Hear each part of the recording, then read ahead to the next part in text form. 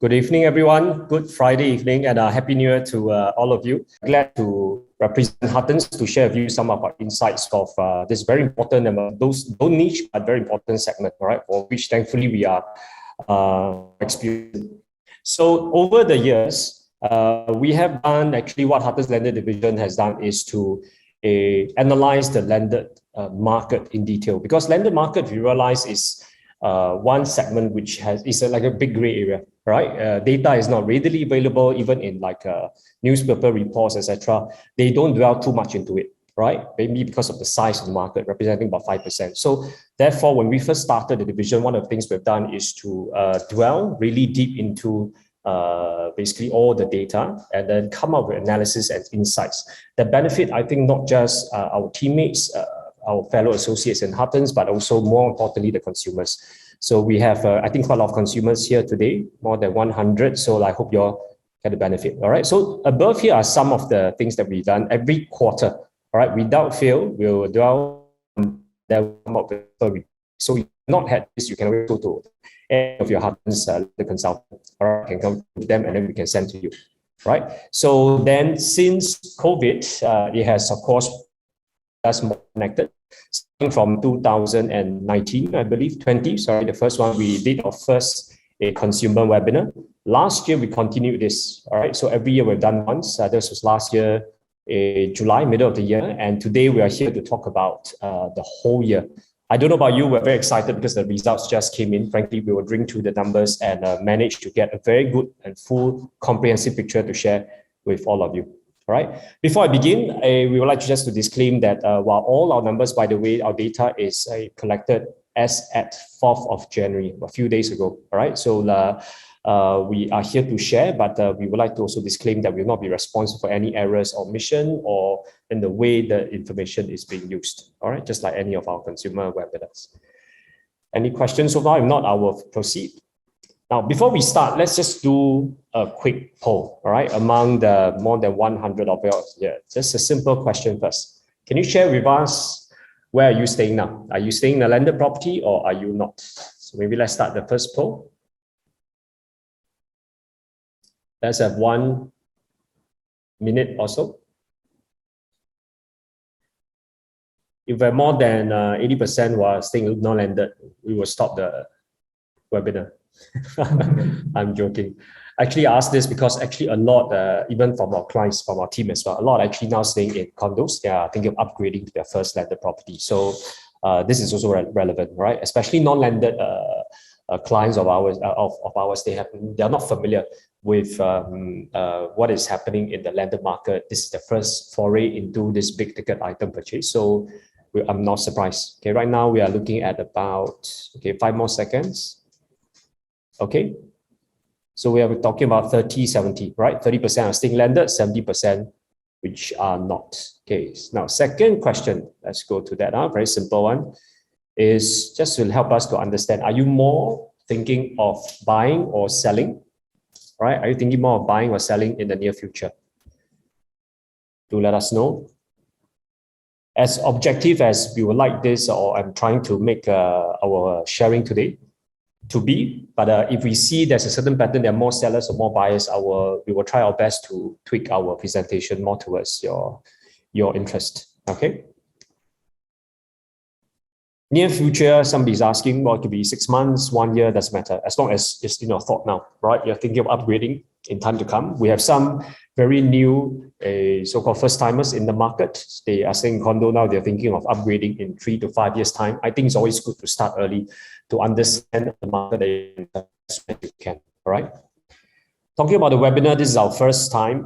From now onwards, we might be doing once every half a year, right? Depending on the response. So this is well received, then my team and I will be most glad to share with you.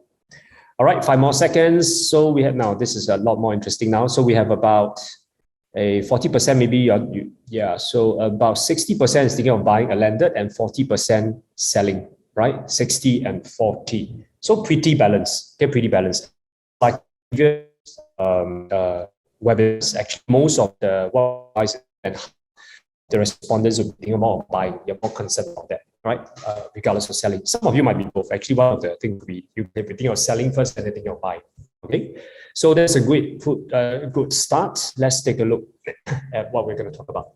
So today we have about 1 hour, in fact, about maybe 40 to 50 minutes will be spent on the main presentation, of which we will be covering two main things. All right, what happened in 2021? All right, some of the deeper analysis that we have with regards to how the land market did, and of course the next we focus 2022. All right, with our understanding not just of last year, of what's happening in the market and what's happened in the last few years, we attempt, all right, to give you a brave, I would say, forecast of what's going to happen for this year.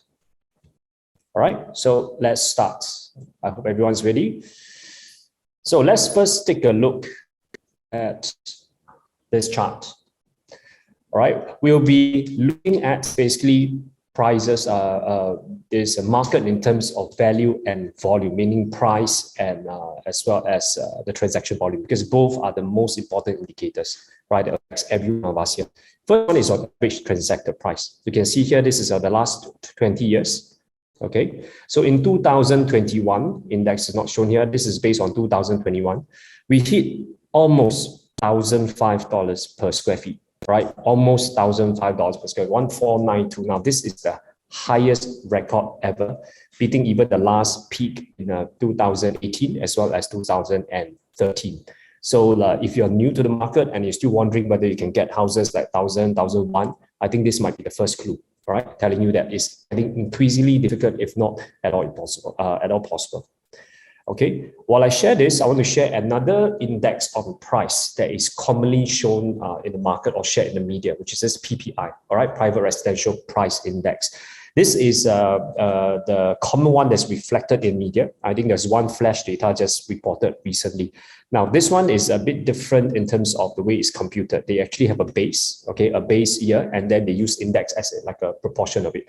So the first quarter of 09 is 100, and then if you're 10% above, then it's 110, etc. All right. Well, this is not wrong, and we definitely don't dispute or question the so-called the correctness of this. Is that it becomes quite confusing to a lot of clients, because when it's an index, you can't reflect it. So if I tell you, for example, the index 120, you can't relate it to basically what's happening in the market now, because what we see in our property ads, transacted price, transactions, etc., you don't see the PPI, right? You don't see the PPI. This is why I think what most clients actually relate to is more on per square feet, right? PSF based on price. Okay, so I just want to highlight to you that let's take this out first. Okay, so anyway, the latest PPI for year 2021 last year has not been out yet. It normally will be out by the 28th of this year after they computed quarter 4, although the flash estimates have been out. Okay, so let's take a look by volume. Now, volume is undisputed, all right? Whichever index you get, the volume should remain the same. So this, again, is the last 20 years. While it's not as clear-cut, all right, in terms of the trend, just now what we saw was a gradual increase, right? It peaks a bit at 2013, it went down, and then now we're at all-time high for price. What happened for volume-wise is slightly different, all right? So, of course, here, those who are familiar with the markets, one measure was introduced in 2010, right? Volume was never before, because when you have seller stamp duty, flipping stops, right? Flipping stops. So in the first decade of basically this millennial, you see a lot more flipping transactions. After that is more what we call the more generic and transactions, all right, of the real demand. So after that, it has dropped, and frankly speaking, we have never recovered since. But what we've seen in the last 2 years, all right, since COVID has started, 2020 already recovered very strongly, and in last year, all right, we hit almost 3,000 units, 201 units. Now, while this is not the highest ever, this is the highest in the decade, and definitely the highest since cooling measures were introduced in 2010. All right. So with the highest price and the highest volume, was that a surprise to any of you? If you have been reading the market, or even if you're not in the market, by reading the papers, or if you're in other segments now, whether you're HDB, I believe today report just came out in terms of the record number of HDB flats that were sold above 1 million, right? Whether you're HDB or you're condos, it's no surprise that the residential market see a whirlwind boom last year, okay? What is interesting for us to see, if we were to dwell into basically the volume and value together, now what we've done is to put both in the last decade, Okay, so you can see the line chart. This is the price chart at the highest, right? And then now what's interesting, the a bit surprising is that the volume in terms of that's represented by the bars may not necessarily reflect a upward rise in value. Okay, so you can see here, last year transaction volume went up by 62%. Okay, 62%, 3,000 units, almost 60% growth, and value is more than 10%, right? 10.1. Okay, so I hope this gives us firstly a very simple summary, 60%, 10%. That's how landed value has performed. So what we're going to do is we don't stop here. All right, so because a lot of our clients have asked us, hey, what is it about this? Can you drill down further? Can you explain to us what caused the 60% or what caused the 10% rise? So we are here today to share with you more insights so that whichever set or sub-segments you're in within the landed market, you're able to have a better picture. Let's first take a look, right? This is a very common question, which is the different house types. So you're between terrace, semi-detached, and detached. Do they perform similarly? All right, or do they vary widely in terms of performance? So let's take a look. This is by value, right? By value. Remember, we have a 10.1% increase. So you can see from here that among this, terrace is almost at average at 10.2%. But after that, you realize semi-D actually increased more, all right, at 12.7% at almost 1,004 per square feet now. The average for terrace, by the way, is more than 1,005. So I think a lot of upgraders now trying to get their first landed property, often in the form of terrace. You find that the per square feet has now crossed more than $1,500 per square feet. Now, what is interesting here is that you can see traditionally, normally for detached houses, the PSF is always lower. But last year, we have seen a spike, almost 7%. That's also, by the way, because 2020 has seen a very high increase as well, of almost 7%, all right? At 7% increase, this is almost 1,005 as well. This is a high 1,472 per square feet. You might be asking, why is that so? Normally the bigger the land, the smaller will be the PSF. But in landed, this is where sometimes in terms of limited supply and prestige, the value can get higher, all right? Case in point will be like group class bungalows, which we'll touch on later. Okay. Next will be volume, okay? 60% increase in general, on average 62, but you can see not every segment increase the same, although every house type has improved vastly by above 50%. So we have the detached leading the race at more than 80%, right? Leading race at 80%, followed by semi-D and terrace. Okay, so again, what you say, the rich gets richer. This is one of the reasons why the detached transactions have actually surpassed expectations. Okay, at more than 400, you can see here, this is really one of the highest since 2000. It is higher, sorry, since 2010. Okay. Next, another common question is freehold landed houses versus 99. All right, freehold versus 99. We decided to take a closer look at 99 this year because it has produced quite surprising results, even to us industry insiders. All right, of course, my team and I, we have transacted some, but traditionally 99 years in terms of the proportion wise, it does not constitute a big part of landed properties. Right, most of them are freehold or 999. So let us take a look and see whether any numbers come up that's surprising. Okay, let's take a look at 99-year numbers first. Okay, so 99, you can see that the volume has only increased, well, I said only as with respect to average of 62%, but the value has actually increased more than the total average. It's at 13.1, right? 13.1%. Okay, so the 99-year properties have actually performed very well in 2022 versus 20. Take a look at freehold. This will be because it forms almost more than 90% of all the transactions. It's no surprise. The trend last year is consistent with what we see in the total market, right? So volume has gone up by 64%, value 9.3%, right? Slightly lower than the total market's performance, but still in line with what is happening in the market, right? Next question that people ask is landed versus strata landed. That means a typical landed house with land versus strata. If you're staying in a cluster house now, all right? Are they performing as well? I'm not sure. I think some of you, 60% we're saying, are staying in terrace. I'm not sure if you're in the house search process have actually come across or the idea of looking at strata landed has crossed your mind, because it's what we're seeing in a lot of terrace buyers now. because they find themselves increasingly priced out of a freehold and triple nine, a landed terraces, and they start to look at cluster houses because of affordability issues. All right, so let's take a look. So this is strata landed. You take a look at the lines. Is it very consistent with the market? All right, so this is very close. The volume has plus 64%. All right, and then the value is plus 9.3%. So even for strata landed, which actually constitutes a much smaller part of the total transactions, it has also followed a similar trend. As much as we try to dig into the different types to see, is there any significant difference? What we can almost conclude right now is almost as every subclass of landed properties have gone up significantly, right?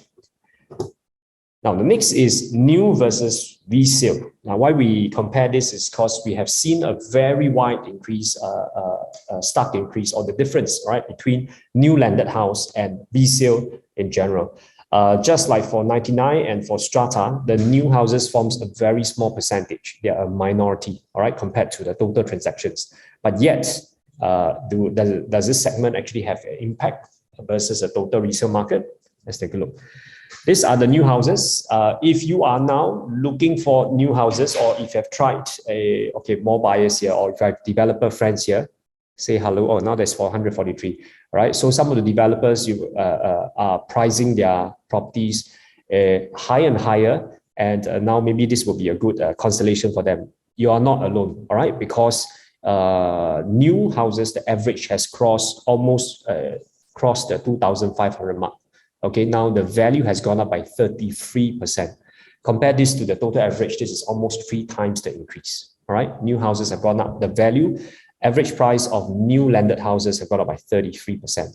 The volume has also went up significantly as well, okay, at 43%, though it's less than the average, but the value is the one that I think has caught a lot of buyers by surprise, okay? One of the reasons why is this so, of course, was the increase in terms of developers' cost. We know quite a lot of our developers, and frankly, when we listen to them, we understand and we empathize, I think the predicament they are in, as much as they try to keep their price attractive, but they are actually at the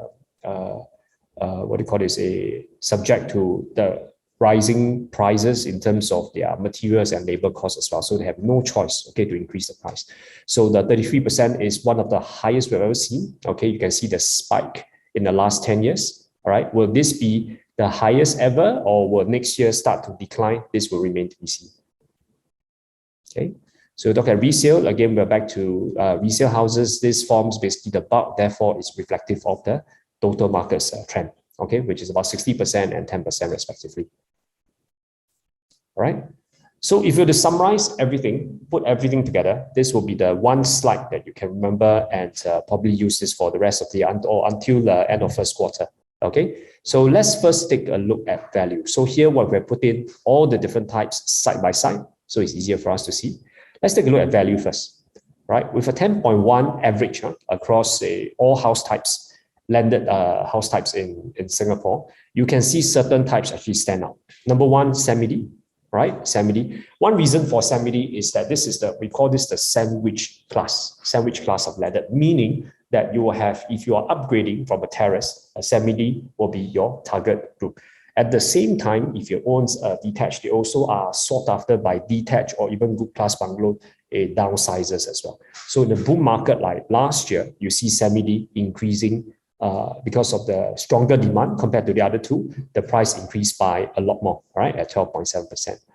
Next is 99 years. Okay, now this is something that's surprising. Initially to us, 13.1, until we started doing the figures, then we realized, okay, because a lot of buyers are priced out. So if you're in the market now for inter terraces, you realize that to find anything under 3.2 million really is almost impossible. All right. So if you have a budget of under 3, under 2.8, under 2.5, for example, the only way you can go to, besides going to strata, which by the way has increased by 12%, is to go to 99-year landed properties. All right, so that has increased by 13.1%, higher than average, right? And of course, just now I mentioned, new houses has gone up by 33%.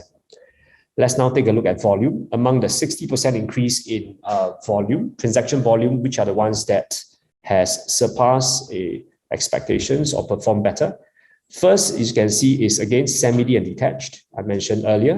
All right, so the detached a lot is attributed by good class bungalows, which are also classified under this group as well. Right, last year we saw almost a record transaction of 87 GCBs being sold. Right, 87 GCBs being sold, and you have seen records of they are in the media, I think, more dominant than any other landed class in Singapore. All right, semi-Ds I mentioned as well, with normally a rise in a transaction, normally will help to push up the price as well. Okay, next will be the freehold, obviously 64%, not too much of a concern because it's still consistent with the market trends. And resale 63%, and strata landed is the one at 80.4%, right? 80.4%. This is something that we did not expect, and we foresee later. We'll share with you why this might continue in 2022, right?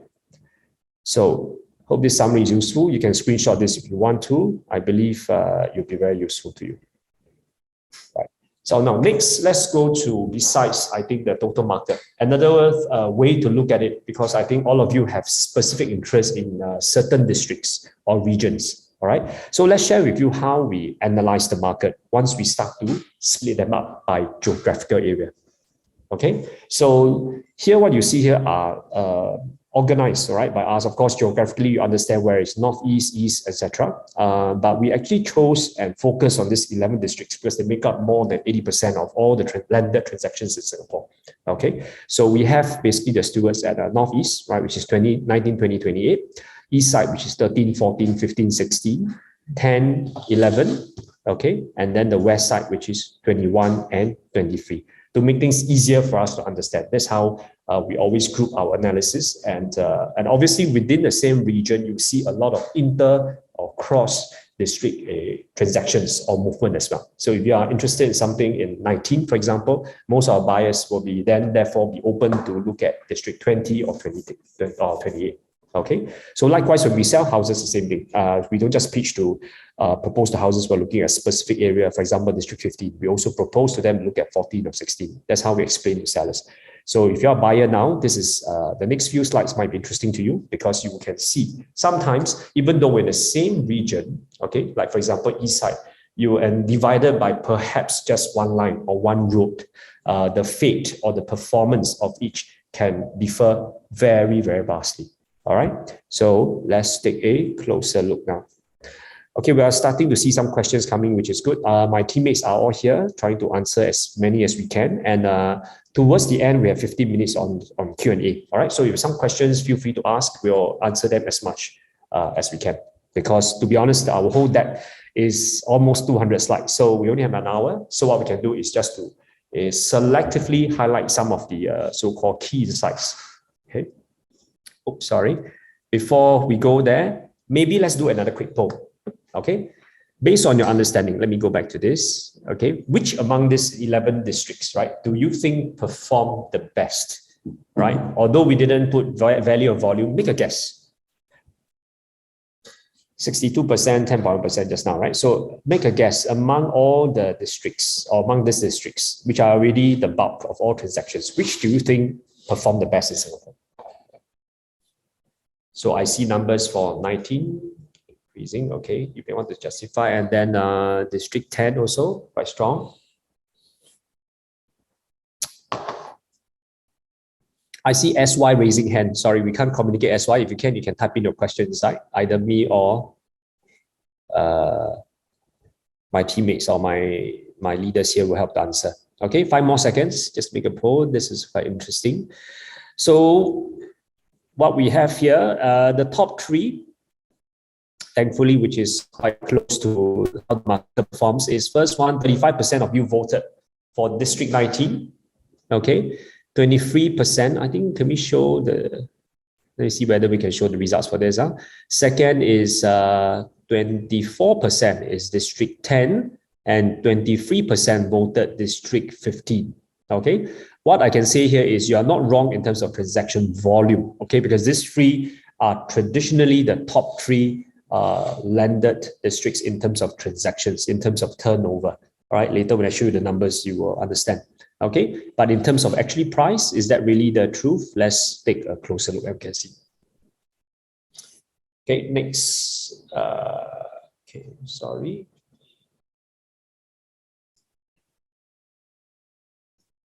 Not sure whether the results came out, but otherwise, okay, let's proceed. A second.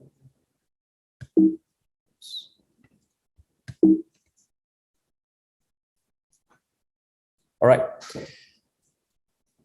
Many numbers here. I think the most ever. I think since we started. So take a close look. This one is based on transaction price (PSF), right? For simplicity, we only took the last 10 years. All you have to do is to focus on the last. Oh, sorry, I forgot to highlight here the last row, right? 2020 versus 2021, and then the price increase. Again, remembering that the average is 10%. From the top down, let's take a look. You can see District 10 almost doubled. Okay, almost doubled the national average of 10%. This is at 22. The rest are very close to 10. Right, District 19, District 20 did better than expected or better than average at 16%. And then with District 21 almost average, and 23 is also quite surprised at 18%. The only one that actually registered a decline is in District 28. But there's no cause for concern, okay, if you are staying there, because in 2019 and 20, there is actually impacted by a new launch, right? A new launch at Luxus Hill and also at Nim Collection that site in the last 2 years. So that has caused a big spike because those transactions constitute to a big significant part of the total district transactions. Hence, it looks a bit lower. But if you compare 1281 versus the non-launch years of under 1,000 or 1,001 to 1,002, it's still quite a strong performance. Okay. So that's for price. Important note is that you can see that certain districts, for example, 10 and 11, we are closing to an average of $2,000 per square feet, right? $2,000 per square feet. What used to be almost impossible or only for new houses, this is now the average, all right? And then in the East region, the strongest, of course, is District 15 at 17, more than 1,700 square feet. And then in Northeast, with District 20 being closest to city center, or District 10, it is now closing almost 1,006, right? 1,006. And even in the West, you can see District 21 is now at the $1,500 mark, right? $1,500 mark. So like I said earlier, gone really are the days. We show you 10 years just to show you if for those ones under $1,000 per square feet, those are really almost a decade away, all right? Next is transaction volume. All right, transaction volume. Again, let's take a look. We have a benchmark, national benchmark of 60%. So anything that above 60% is considered better than average, right? So District 10, right, even though it's a high quantum or high value place, the district, the volume has increased to 82%. Next big jump is actually the District 14, okay, 150%, and District 16 as well, and District 20, etc. The rest, we have District 28 again, because it's affected by the lack of a launch, so it seems lower.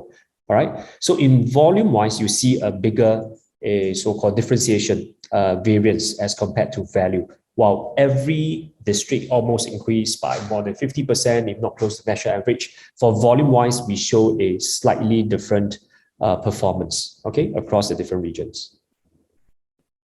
Okay. So if I were to compare and all this, group them together, you can see that the central region, right? Central region, that means District 10, 11 is above average. East region is also above average at 68%. Northeast is the one that's slightly below at 41%. West is almost at national mark. What is interesting is the last row, which is we call non-GTA, basically the rest of the other regions, all right? The 20%, they have also gone up as well. This 20%, by the way, just to share with you, they are like more of the outskirts. That means further away. They call it CCR, not CCR, OCR, right? Outside central region, more towards or further away from city center. But there's certain districts like District 5, District 26, District 17, all right, which are close to the popular areas of like Bukit Timah, for example, District 5, District 26, which is close to Northeast, and also District 17, which is close to the District 16 and 15 area. They have also shown very good performance, all right? If you relate this as this is a minority, last year is really the performance of also the minority. The minority really stood up, just like how the stratas and the 99 years as well. Because as a supply starts to shrink, people have no choice but to look for alternatives outside the popular areas, all right? Therefore, you will see that this so-called focal area has actually increased by almost double, by 91%. Okay. All right, so now let's take a closer look at some of the districts in question. Okay, of course, we don't have time to show you everything, but what I've asked is my team of leaders here to share with you one insight, okay, one key insight or one thing that actually surprised them the most. Okay, so starting with Central Region. So Central Region, let's take a look. So District 10, I have here with me Will. Maybe Will, you can share with us one finding that you have. Yep. Thank you, Billy. So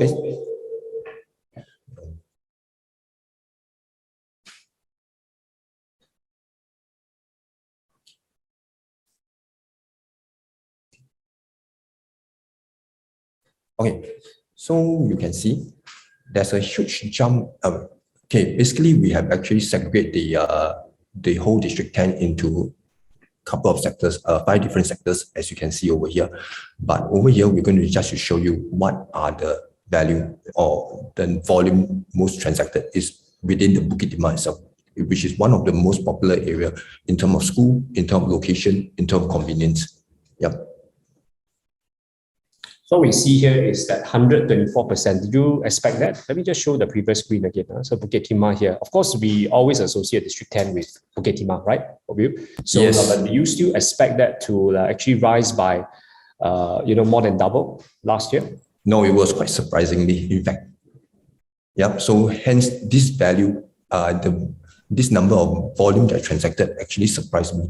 Big part of it actually comes from GCB. Yes, correct. Right? Big part of this because the majority of the GCBs are located in District 10 and 11. So with the spike in GCBs, you will see that the total transactions in this area went up by more than double. Yeah.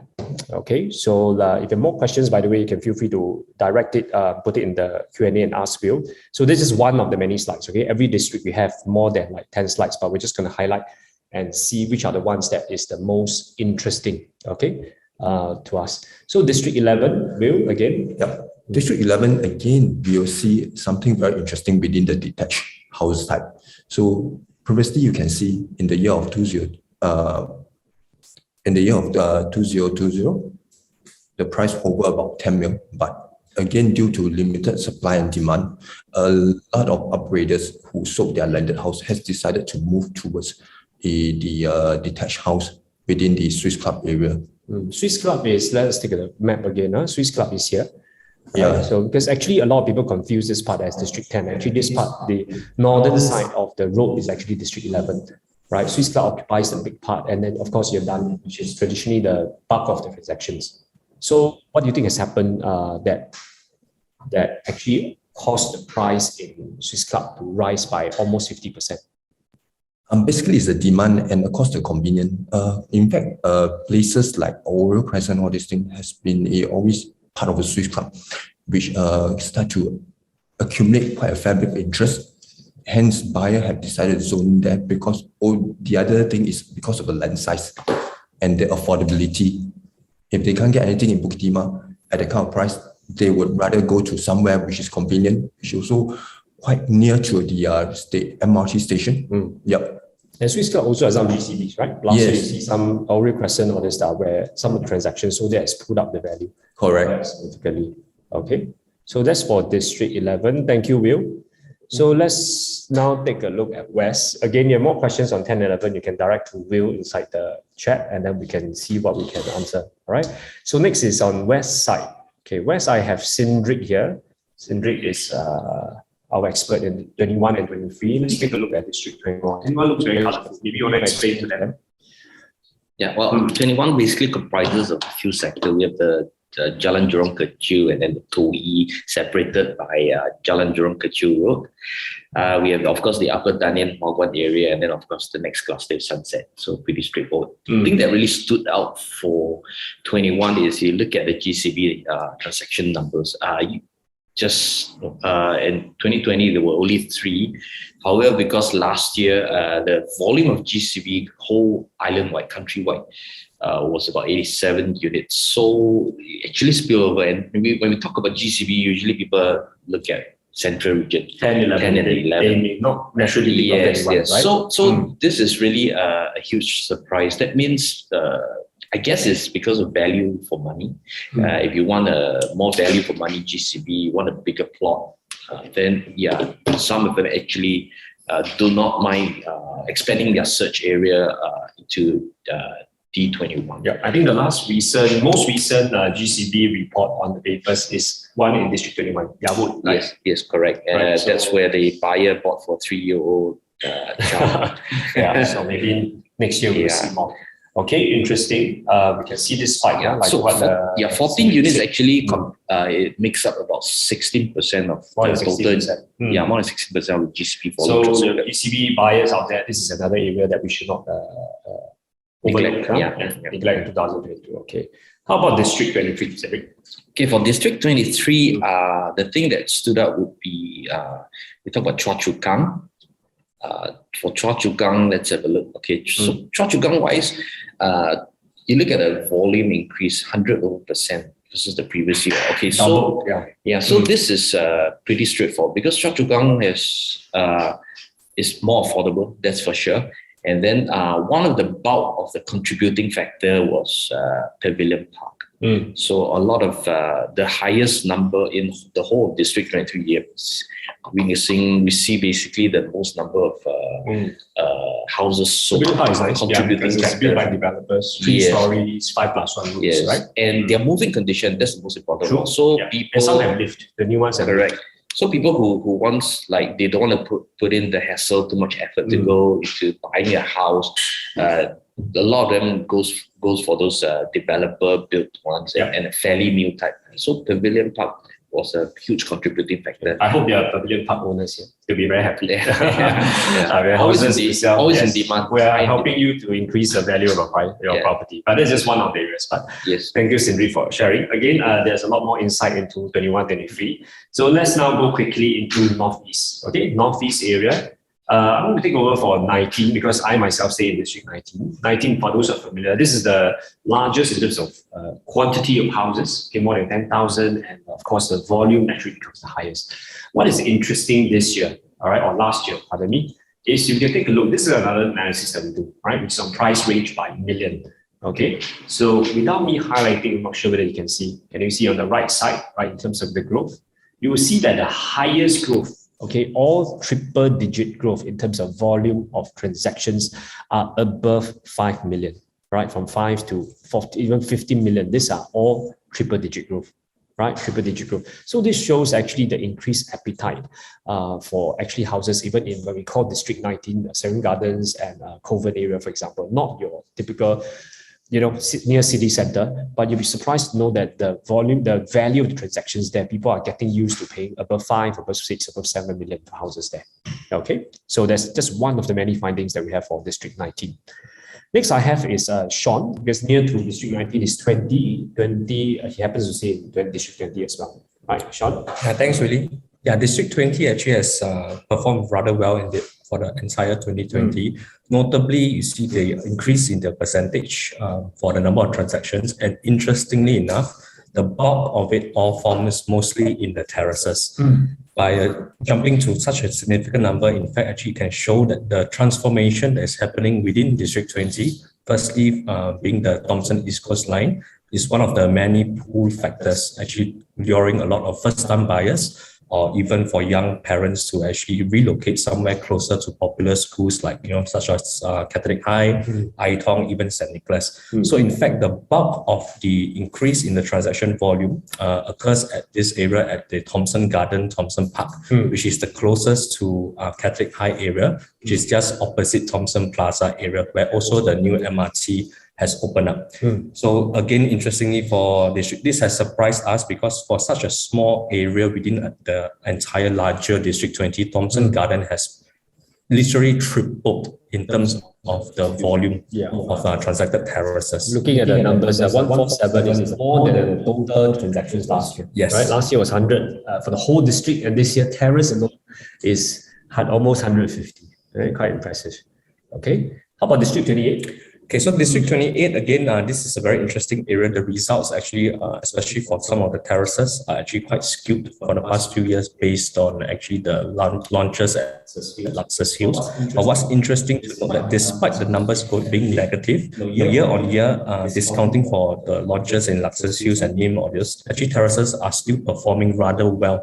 Still a very healthy 103 transactions in 2021 itself. And not surprisingly, semi-detached, for District 28, most of their lands are large lands above 3,005 square feet. So it's still one of the relatively more affordable entry levels for semi-detached amongst the GTA that we covered. So not surprisingly here, semi-detached is still performing very well. Those who are looking for larger lands, be it to rebuild or, just want to enjoy a much wider plots. So District 28 is definitely the area to look out for. Sean is trying very hard to sell his district. So okay, the rest, let's see. Every district is good. Okay, every district is good. But something interesting here, District 28, that I concur with Sean. All right. So then let's go to east side. Okay, quickly go to the east side. East side, we have 4 districts here. Due to time constraint, we'll focus on the District 15 and 16. Okay, let's take a look at 15 first, which is, I can see one big patch. It should be a familiar district to most people, right? Whether you stay there or you go there for food and other leisure options. So with me, I have Justin. Justin, my district IC for District 15. If you can share about something.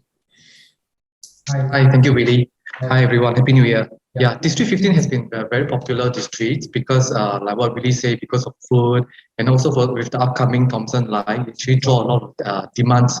And also in District 15. We actually break down the whole transactions for District 15 into per PSF so that we can understand more how the District 15 performance is. As you can see from the chart, from the bottom line, you will see transaction is more than 4,000. In the past, in 2020, it's only about 10%. It's about, in absolute number, it's about 26 units. But in 2021, it has increased to 20% of the total transaction. In absolute number, it's 77 units, which is something that is not a norm in the past, but we are seeing this maybe a trend in the future. Yeah, that's right. Because just now we were analyzing quantum, right? Every million. Another way that we analyze for all the access. So not surprisingly, districts a lot, and we see the big jump. Actually, everything above 1,004, right? They've all shown more than 50% above 1,004, right? So if you are looking for houses there, don't be surprised. If you are selling a house there, you should be happy to know that the prices have been holding up a lot, regardless of any house type. Okay. So, sorry, there's one more here. Justin, you want to elaborate on this? Above 2002, still got quite a lot.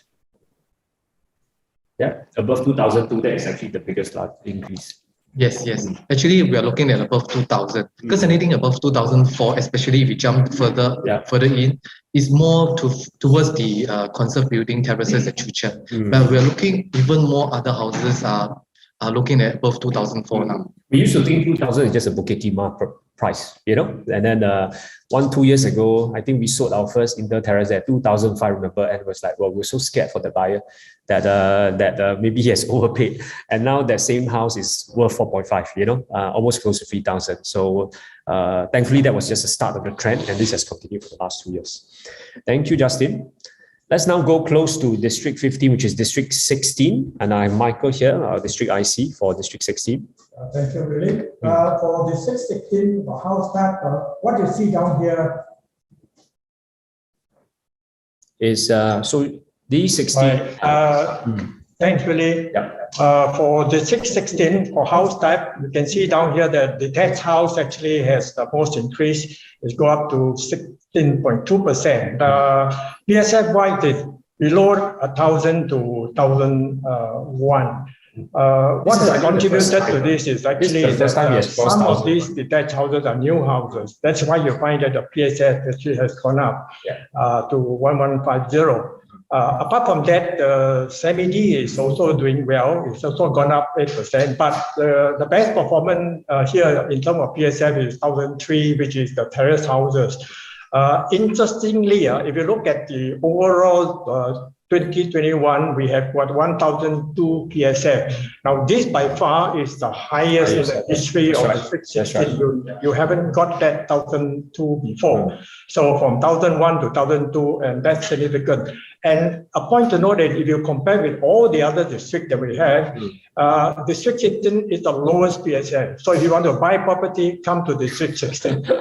Lowest means most affordable. Comparatively lowest. Yeah, right. I think what I'm surprised is you see, firstly, normally for detached, the PSF across all districts is usually lower, all right, than semi-detached, except maybe District 10. But here, the detached, for the first time, it has crossed above 1,000.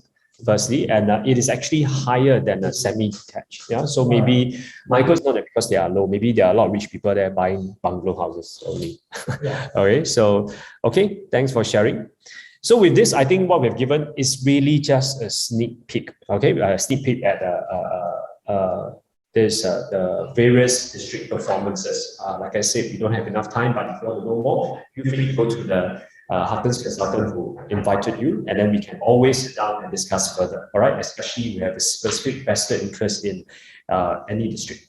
Okay, now we've come to the last part. I'm thinking aware of the time. We may run by about maybe 5 minutes. All right, so about 15 more minutes because this part is important. So if you can on the QIE part, you can just ask the questions there.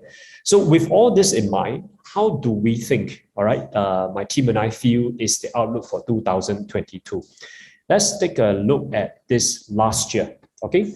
This was what we predicted then, half a year ago. And if I could show you something that's 1.5, almost 2 years ago, can we use a similar method, all right? Without going through the details, one of the things that we anticipated is cooling measures. And guess what? All right, obviously this has happened and it has caught the market, while they say is by surprise. I will only say it's only the timing in terms of the specific time of the day. A lot of us, especially those in the market, has been anticipating this for as long as almost a year. All right, almost a year. I would say this is about 6 months, not say too late. So let's see what is surprising, however, is besides this was the gravity of the cooling measure. All right, so let's take a look at the latest cooling measure. I doubt this is new to most of you here. So this is just a summary of what has happened. So if I were to highlight or to focus on the things that will matter, all right, or that will impact. First is the higher ABSD, all right? High ABSD for more than one property, whether the second or third. Basically, we think this will have very limited impact, okay, if any, because most landed purchases, those you have seen, although there's no statistic shown so far, but based on what we have encountered every day in and out, is that most of the landed purchases are first-time purchase, because you're going to pay an ABSD for that.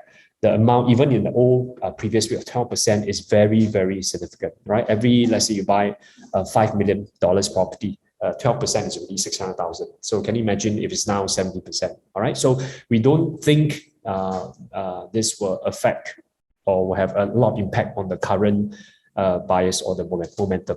Okay. Higher ABSD for foreigners. This is even more limited. Okay, if any, because it's only limited.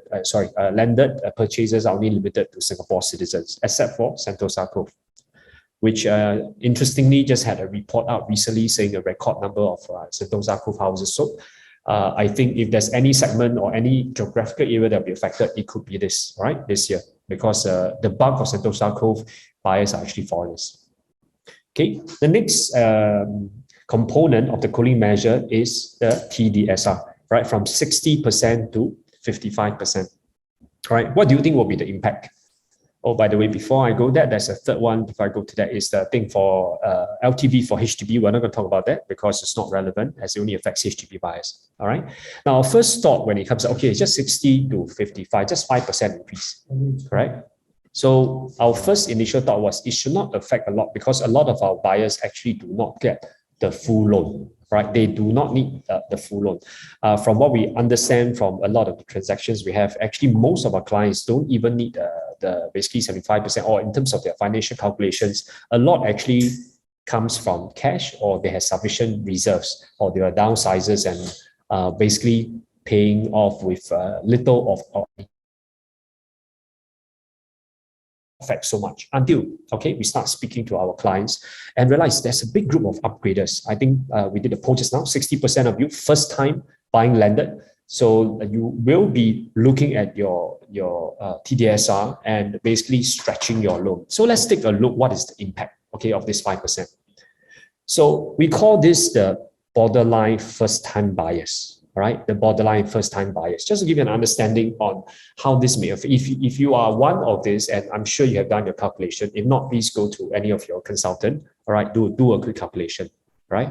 So we use an average of, this is a typical profile that we see for first-time, let's say terrace or strata or 99-year, entry-level landed buyers, okay? So let's say your average year of the buyer, whether husband or wife, average is 40 years. Loan tenure, you can get 25, okay, up to 65. Assuming your monthly net income average, okay, two persons, 25,000, and let's say you're targeting a first landed property of about 3.5 million. All right. I don't know if any of you falls into this range. This is something that we have seen quite a lot among our terrace buyers. So before that, at 60% TDSR, all right, based on the above numbers, what you can get, your maximum loan is about 3 million, right? 2.994. So based on that, your purchase price is up to about 4 million, 3.9. So if you're only targeting at 3.5, all right, your down payment therefore will be this minus that. Actually, it's only about 500,000. Okay, so which is comfortable for a lot of these first-time upgraders. Okay, especially if you have a property now, whether it's HDB or condo, and you start to sell, and you have some proceeds from there. All right, what happens now? Okay, from December onwards, if it's 55%, all right, your maximum loan amount drops. Okay, and it's not a 5% reduction. It's almost more than 250,000, right? From 2.9 to now 2.7. All right, your maximum purchase price drops to 3.6. And if you were to buy something based on 3.6, your cash outlay is 900. But the key is from now, what you used to have to pay 500,000 to top up to 3.5, now you have to pay 750,000. All right, you can see the increase here in numerical terms. All right, so the incremental is almost $250,000 as a result of this 5%. As a result of this 5%. Does that impact you? Do you feel the pain? All right, I'm sure if you are really stretching your loan now, and this is not factoring renovation costs, etc. To a lot of our buyers, this 250,000 may mean they have no more budget to renovate, right? Or they have to downsize or to reduce their target from 3.5. They can only buy something that's 3.2 to 3.3, for example. Okay, just go. So how will this, we call this the 5%. Okay, the 5% looks very small, but it may create a spiral effect on future prices. All right, let's illustrate. So just now the buyer, we were assuming or illustrating, will be buying something at 3.5, but because of this 5% reduction or reduction in your affordability. So okay, what I'm trying to show here, pardon me. Okay, so assuming this buyer buys a 3.5 million terrace. All right, so what we see in the market, usually there's a transition. This 3.5 million seller may then proceed to buy something that is 5.5, for example, all right, on average, semi-D, because they're upgrading. At the same time, the owner of this or seller of this 5.5 million semi-D may then upgrade to a detached that's worth about 8 million.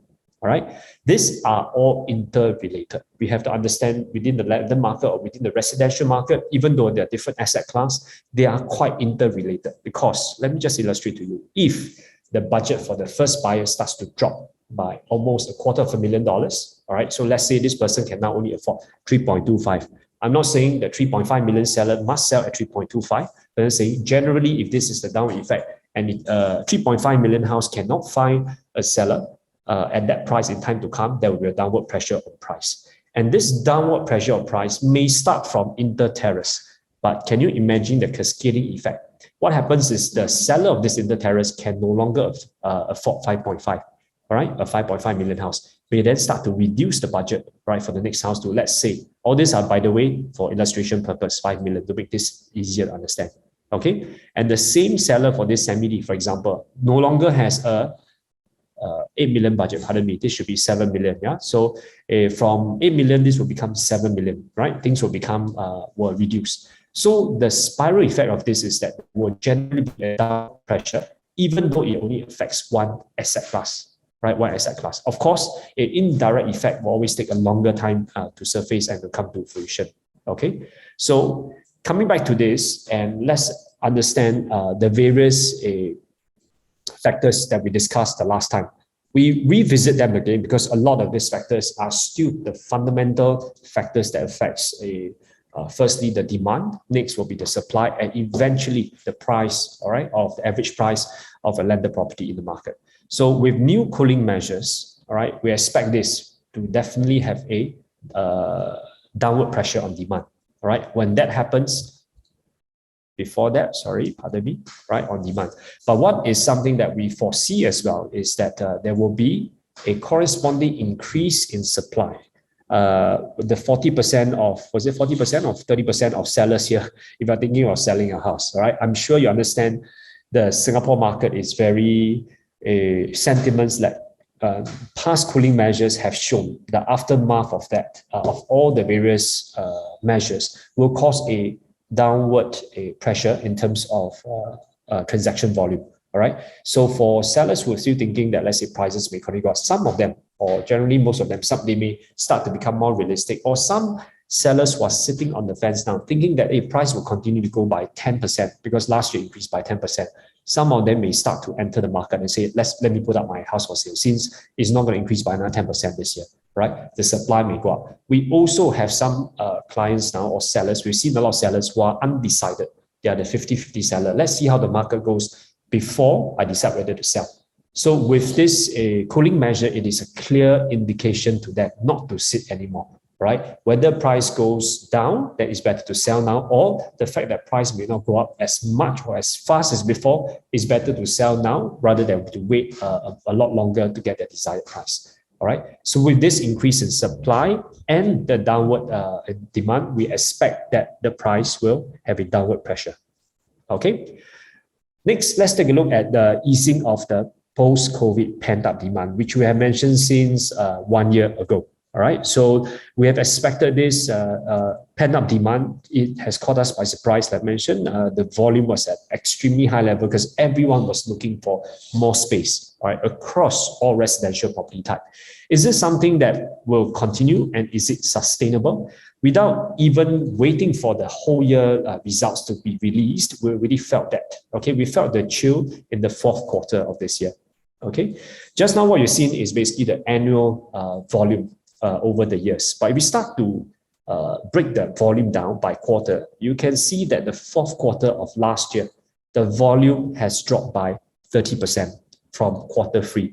And compared to 1 year ago, which is the start of the peak of this COVID-led so-called price increase, all right, for all residential property, it has dropped by almost 77%. Right. So one main reason is there's basically a depletion of supply. There's just not enough houses, okay, to satisfy a lot of the sellers' needs, buyers' needs. So with this easing, which we don't think, we are very sure that will not continue this year, okay, in terms of this demand, as in a lot of the buyers have actually bought their houses, settled down. Of course, there's still spillover later, I'll explain later, but the majority have actually settled down, bought a place, because it's been almost 1.5 years. We're not talking about 3 months or 6 months, right? After 1.5 years of adjusting to the increased needs in the families and to have more space and stuff, I think this pent-up demand will reduce. Therefore, this will reduce the demand and of course, have a downward pressure on the price. Next factor is the return of what we call the in-transition landed tenants. When we say landed tenants, I should put inverted commas now. These are all the displaced or in-between house owners who have sold their place, all right, and they are now renting. If you have seen recent reports on tenancies or rentals, the rental market is booming now because, and a lot of them, they are not caused by influx of foreigners. In fact, I think there's a net outflow of foreigners, right, of those foreign aspects. The increase in the tenant demand is actually caused by landed owners who have sold their place and could not find a place. Either they could not find, or because renovation time takes longer than usual, they decided to rent a place, okay? These people have rented over the last 1.5 years. Their lease is not going to end forever, all right? They will come back in the next 3 months, 6 months, 9 months. In fact, we already have a lot of buyers on hand now, actively looking for next house. So this will increase and help to push up the pressure on price. Okay. Next point is regarding the widening price gap between new condos and landed property. I think it's without a doubt we have seen basically reports on new condos setting new benchmarks in terms of prices. All right, for suburban properties hitting close to 2,000, for central region hitting above 3,000, 3,005, even 99-year ones. This is not new. So with this widening gap, it makes a lot of property buyers thinking, hey, if let's say for example 3.5 million, what can I buy? If I can only buy a 3-bedroom condo, even 99, or let's say even in central, even OCR or CCR, if not CCR area, somewhere outside RCR, for example. So why don't I buy a landed property instead? Because anyway, if within those same regions are landed property in the same price with double, triple, if not 4 times the amount of space, right? So with this in mind, this has not changed, by the way, for the last many quarters. We feel that this will still create a lot of demand, okay, and therefore push up the price or keep the price, sustain the price increase. Next will be the widening price gap affecting landed upgraders. Okay, this one we have shared before. Mainly, in essence, is that landed upgraders means you are, let's say, staying in landed now. Some of you, if you are staying in the inter-terrace, you're thinking of upgrading to a semi-D. A lot of them actually are hesitant about selling, not because they don't want to upgrade, but because the next house they're going to buy, the 7D, for instance, just now we give a 5 million and 8 million example. A 7D seller, the next house instead of like 6.5 or 7 is like 8 or 9 million dollars, for example. So this price gap is still very wide because like what we saw, the bungalows, for example, the top end, top tier properties, they are actually increasing in price much faster than the lower and the mid-tier landed. All right, so this will therefore reduce the supply and therefore keep an increase in terms of the price. Okay, next will be the next wave of condo en bloc. We mentioned this 6 months ago. 6 months ago, there wasn't too much talk. There were some talks, but there were no, not many successful transactions of en bloc yet. All right, so 6 months later, which is now, we have seen, pardon this, this was extracted by from Straits Times. Okay, you can see that in 2021, all right, a total of 10 collective sales has been done, all right, has been successfully, compared to 5 in 2020. This is almost double in terms of the number, and in terms of value-wise, almost 20 times, if I don't remember wrongly, all right, so almost $2 billion worth of proceeds. But of course, to compare, will this create the same kind of effect in 2019? Not really, because in 17-18, the en bloc craze was a lot, pardon my language, crazier. All right, in 2018 alone, I think total value was about 10 billion. Right, so at ours now 2.1 billion, we're only about 1/5 of that. But still, it is better than year 2000. And just like what happened in 2019, a lot of these funds or the recipients who benefit from the en bloc, a lot of them will start to come back to and look at landed property as their next choice of house. Because not to forget, a lot of the en bloc properties, they are normally larger in size, 1,500, 1,800. For them to come back to the non-landed condo market now, looking for equivalent size is very difficult. And with their cash proceeds on hand, 4, 5, 6, 9 million, it's easy for them to consider a landed property. Right. So with this coming in, as compared, this is relative to 2020. All right, 5 en blocs versus 10. This en bloc recipients will come back to the market 2021 and hence increase the demand and therefore have an upward increase in price. Now, the next is on COVID situation. Now, this is the only factor that all of us, I think, we are in debate. And frankly, as much as we want to conclude whether things are going right or wrong for us, we have Omicron, who knows what else. This is the only factor that we are still very divided within the team, and hence we decided to put a question mark because we are quite simply, won't say tired. We have stopped trying to guess what's going to happen. All right, so it could be better, it could be for worse, but this COVID situation is something that we can only say pray for the best and try to manage it. So we're going to keep this as basically like a wild card first. All right. So we have also witnessed in the market now, because COVID has affected many business homeowners, especially those running a business. Frankly, they were looking towards the opening of the market at the end of last year, all right, to try to salvage their business, etc., and their financial status. Unfortunately, the reopening, and closing of the market has really affected them, and a lot of this will start to decide that they cannot hold on anymore. They will downsize their house and increase supply. Right, with more options, increase of supply, there might be a downward pressure on price. Now, next after this, we've decided to introduce a couple of more new factors, okay, that we think will be more relevant in 2022. First is a sharp decline in what we call the indirect spillover demand. All right, this indirect spillover demand from foreign buyers. Before the cooling measures were announced in December, we were, of course, celebrating like most people in the market, anticipating that if cooling measures don't come, this year will be a year for foreign purchases, right? A lot of foreigners think of coming in. The borders were opening, they'll buy the high-end, especially those high-end condos, and of course, the continual surge in Sentosa Cove landed. With this, what happens is it may not have a direct impact of a local residential or local landed properties, but there is a spillover. Because a lot of these high-end condos or Sentosa Cove landed owners may then start to buy into the mainland landed properties. Okay, so however, with the sharp increase in ABSD, we foresee that this will sharply, I think, impact the occurrence of this, and therefore reducing the demand of this and a downward pressure on price. Okay. Next group of, again, our landed developer friends who are here today, this is for you. We empathize with you. I think you're affected by the increase in ABSD.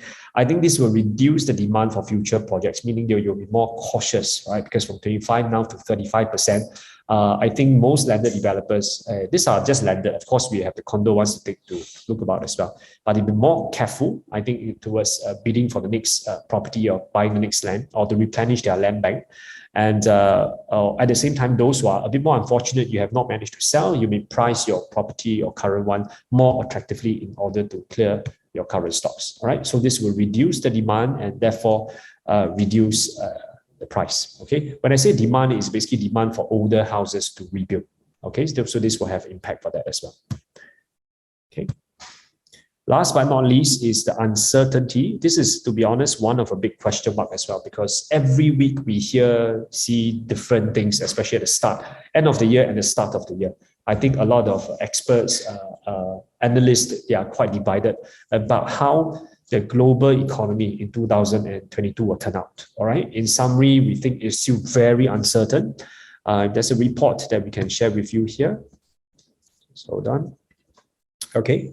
This is one of our favorite ones because I think it summarizes the year of this statement very cohesively. All right, so we have supply chain problems that's still not resolved. We have a looming inflation that's going to come because of the liquidity that has increased over the last many years, if not decades.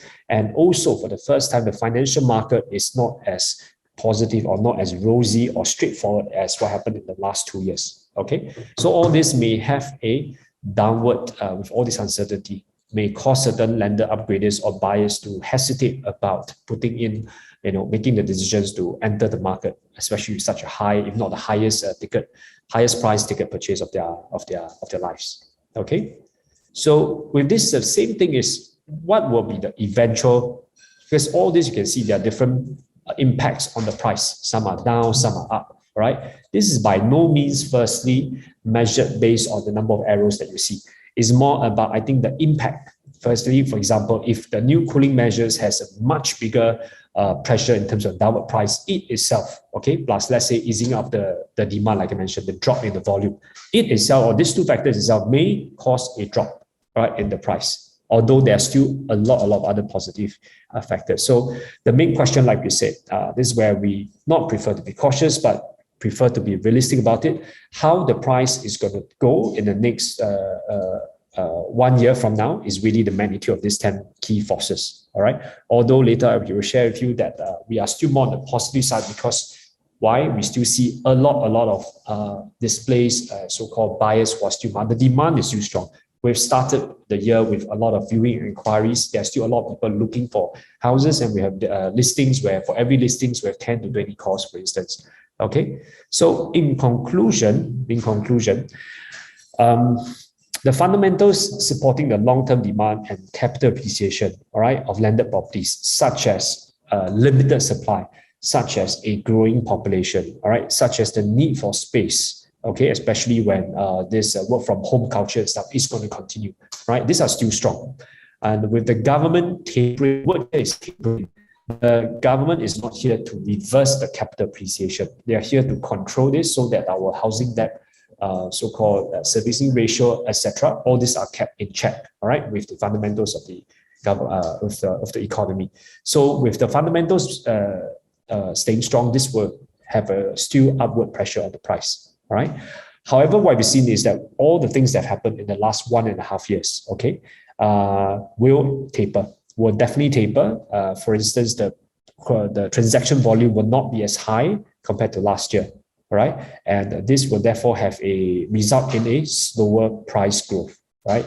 Again, here, read the words carefully, is slower price growth. There is still a growth, but just slower, right? Not that the market will crash. And if there are buyers out here who are still thinking that the market will crash, please, if history has taught you for the last, at least for the last 10, 11 years of the market, we'll never see the market crash, all right? And the government will not allow the market to crash, okay? So,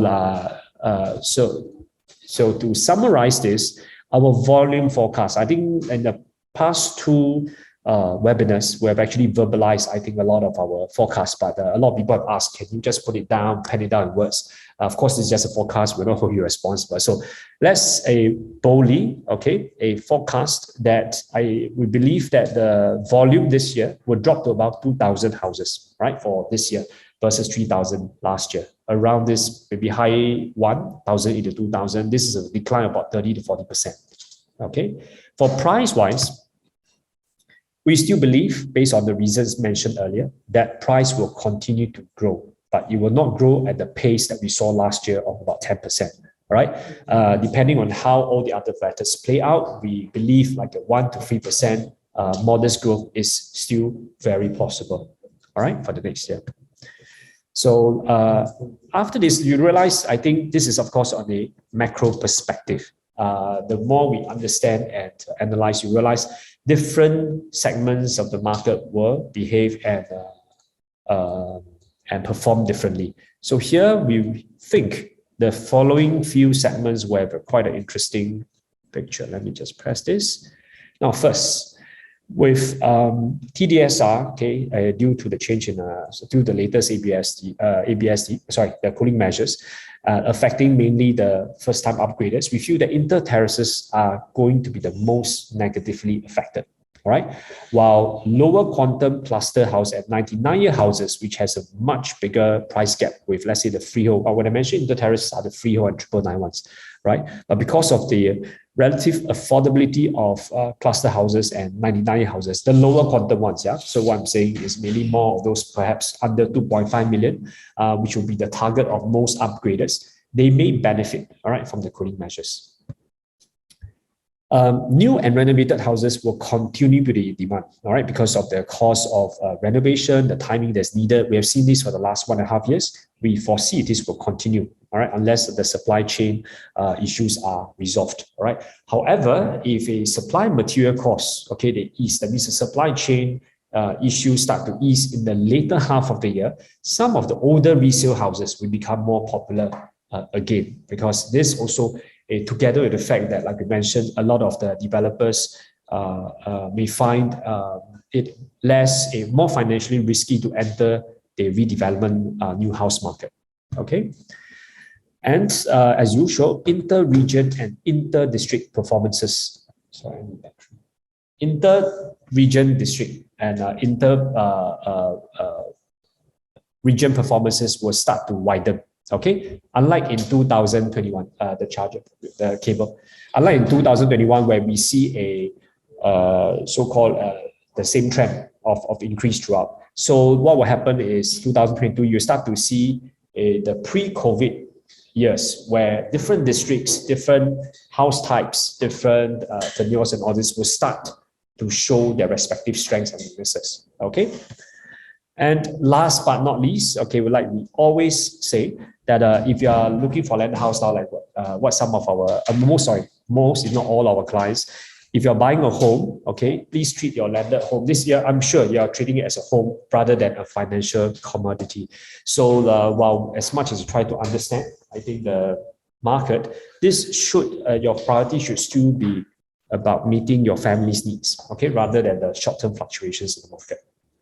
All right, we've come to the end. I'm sorry we have exceeded by 30 minutes. And on behalf of my team, I think my entire team is here to helped me to run this Consumer Connect.